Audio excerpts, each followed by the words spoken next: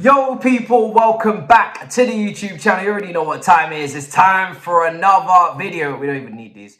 Listen, it's good in the hood. I know yesterday everybody lost their shit. They lost their brain cells on what was happening. The Brighton admin decided to come with an absolute here we go of themselves. They said, listen, you take your here we go and shove up your ass, all right? Because we are announcing our own deal. We are doing this on our terms. None of you journalists are going to get ahead of the curve on this one. We're running this ourselves. We're running it, yeah? We're running things around here. Now, listen, guys, calma. Like I said, relax. It's nothing to be worried about. We know Brighton, what they want from the situation. It's been reported by Ben Jacobs, Fabrizio's even liked a tweet saying calma Cucurella.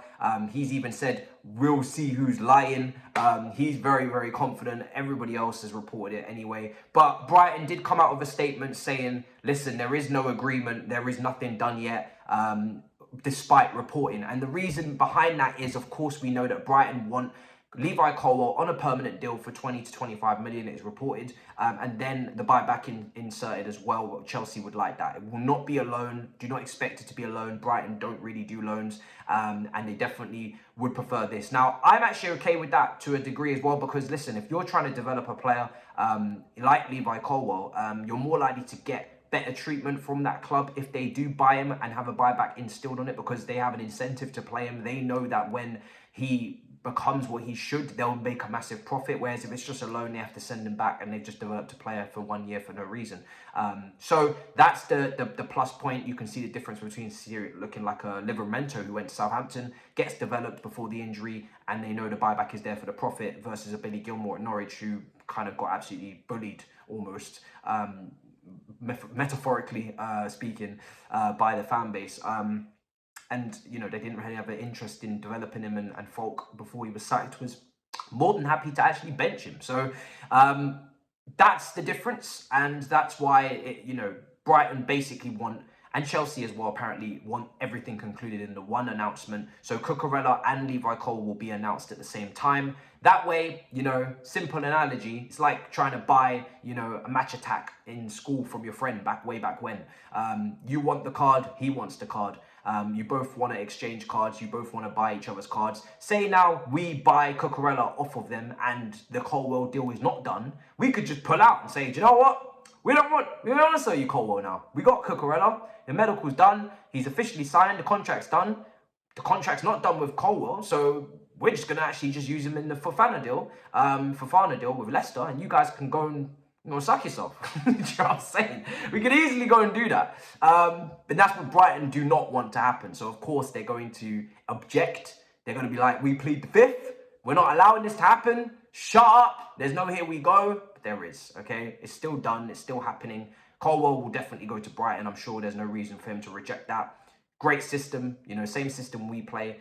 Good manager in Graham Potter that played good football. Regular minutes. Good for his England potential chances in the coming years, and of course to keep developing. And then we've seen it with Tariq Lamptey and many others. Brighton play some good stuff. So even Ben White, got a big move out of it. So yeah, calma, everybody, calma. So that's the drama that happened yesterday with Brighton putting their feelers out there with their tweets from the admin. But like I said, there's no reason to panic. I'm sure this will get done. Medical and etc. is expected to get done, and Colwill, as the finer details of his deal, his contract and whatnot will get done. We're also linked with De Jong. We've hijacked Manchester United for De Jong. I know I'm a little bit lateness to greatness to this, but I'm speaking about it regardless. De Jong, we spoke about it a little bit at the end of yesterday's video. Now it's time to go in a little bit more depth speaking on it, because we've apparently hijacked Manchester United, and again, we just love a hijack, don't we? We love to get involved in deals that don't concern us, because really we don't have our own targets. It seems like we just have other people's targets. Oh, you like that? Okay, great, we'll take that too. We're learning from Barcelona. We're learning. Barcelona were loving taking the players that we wanted. Every single player we went after, they went after. And we said, you know what? We'll do that too. But we'll do that to Manchester United, maybe. We're also looking at Sesko, another young player, 19-year-old forward from RB Salzburg. Another player that Manchester United were going in for. But I think that's just, paper talk a little bit, maybe just a few reports here and there. Maybe we were interested, but if you have Broja, who's very young, bringing in Sesko for me doesn't really make too much sense, unless he's maybe going back out on loan, or maybe he's just that good. I haven't seen too much of him. But on De Jong, this is a very interesting signing if this does happen, because I don't think it solves everything, but it certainly does solve some issues. We're looking for more chance creation, more creativity, better passing in midfield. We've seen Kova and Jorginho with some assists in pre-season, but we know over the course of a season we're not getting enough creativity in midfield. De Jong's a brilliant passer of the ball. He's really good. His metrics show that. I'll put them up on screen. His percentiles are strong. He's a very, very good player on the ball. Great carrier of the ball. Good dribbler. But good passer, like I said, as well. Even started to score some goals for Barcelona as well at some point in the season. Now, if we're going to use him as a 6, he's obviously then going to be decided as the sitter. Now, he did have some complaints when he was at the national team that he wasn't feeling like Xavi was really, or Barcelona were putting him in his strongest position, and he prefers playing for his country because they play him in a strong position. Ten Hag has also said on record many times that he's better playing next to a 6, and he's more of a deep line playmaker, or a player that plays next to a 6 and is able to drive with the ball, similar to a Kovacic. So now I ask you the question, or you ask me the question. If we have him, you know, are we still imbalanced in midfield? Do we still lack the 6 that gets the best out of him? In some ways, yes. I think Rodri at Manchester City, if they were to involve him in the Bernardo Silva deal, that's probably the best. It's a different player to Bernardo Silva, but the best, you know, deal you could get for losing a Bernardo Silva, which probably heavily weakens Manchester City. But at least you bring in a De Jong who, like I said, can play next to Rodri and goes into that pivot seamlessly and helps you still be very good on the ball, creating opportunities in the final third, etc. But if we're going to use him as a sitter, defensively, can we trust him? In my opinion, is he the guy that I want leading the defensive duties in midfield? No, I'd prefer him as the guy next to the guy that leads that. You know, is he aware, is his awareness as strong as it needs to be? We will see. We will see if he's tasked with that. You know, I think to play him against those sides that we dominate, cool, transitions, it's not like he's a slouch, so he should be able to get back into position. But are we going to get enough tackles and interceptions from him winning the ball back? Maybe not. Maybe Kante. You know, if you're looking at this kind of player, Kante is probably the best player to partner with him, because Kante is obviously tasked with getting the ball back. Although Kante is not a sitter, he does chase the ball down. He does want to press and get himself involved higher up the pitch in that regard to win the ball back. So again, you don't really have an actual sitter. But at least from a chance creation standpoint, at least from a Jorginho successor standpoint, in build-up play, first phase, there's no issue with De Jong being the deepest player. He's very good in build-up play, very intelligent, very good at scanning, very good at picking up the ball, creating those triangles, etc. So I do worry about midfield balance a little bit if Ampadu stays, and that maybe negates that a little bit, because at least you have the option to use him if you need to, even though he's been mainly used as a player in the back 3. So I am worried a little bit that maybe we don't actually allow and put De Jong on a platform enough to get the best out of him, because we kind of restrict him in a way, because we ask him to do more defensive duties than he would maybe like to, or he's best for. I know people will say at Ajax, you know, he played deeper, but again, how much competition did Ajax really have in the Eredivisie in that team? You know, week in, week out, did they have to defend as much as they needed to? Were they coming up against as many physical battles as we will? You know, things like that. Away to Brentford. Maybe, you know, De Jong is the type of player you use in certain games. Certain other games, maybe we change that midfield dynamic a little bit and put someone next to him that is more defensively switched on and competent. Depends on the game. Some games we're going to need just someone to unlock the door, and he's certainly going to help us do that. So it's a talented player, very, very good player. Very excited if he does come.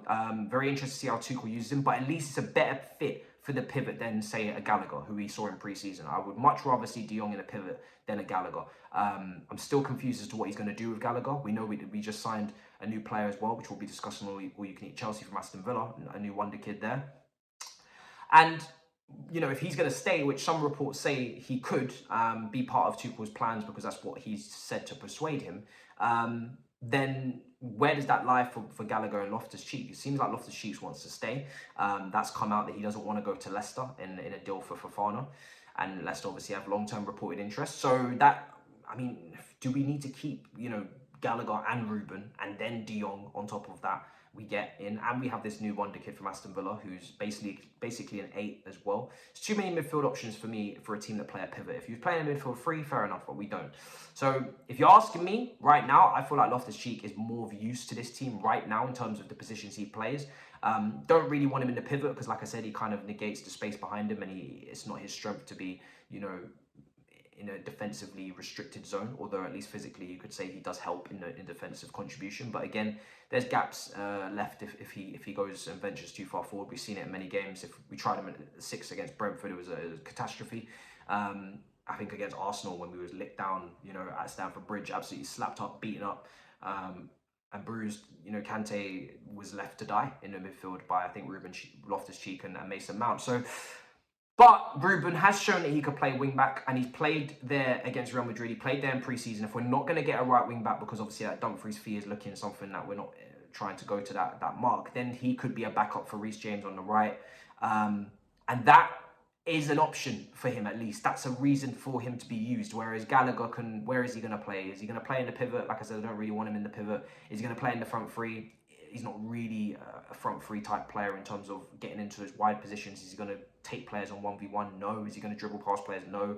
Is he going to, you know, split, you know, defenses with a creativity? Not really. Shooting, crashing the box, yes, 100%. Counter press, 100%.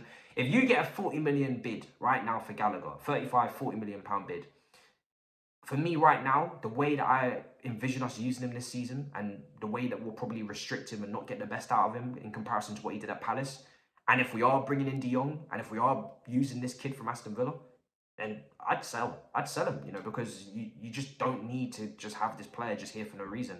For me, yes, you want to reward the loan, and I think hard work and the attitude spot on. I like the individual, I like the attitude, but I also want what's best for Chelsea. And if you're not going to use him and his strengths are not going to be, you know, showcased, and he's not going to improve the team enough versus another player, then for me, you cash in and you move on. So we'll see. It's going to be interesting to see who does leave and who does stay in that midfield, because there's a lot of numbers there, like I said. But let's see if De Jong even comes. If he does come, very, very gifted player. Tuchel wanted him at PSG. Apparently he cried that he didn't get him at PSG. I don't know how true that is. There's a lot going on there, but we shall see. And like I said, we're still waiting on Fofana. We'll see what happens there. It's a bigger deal. That could take a while. But yeah, there's loads going on. So until then, big up your damn selves. Big up everybody. Yeah, big up everybody. It's a good day. A very good day in Chelsea land. And yeah, in a bit, people. Peace. Come on.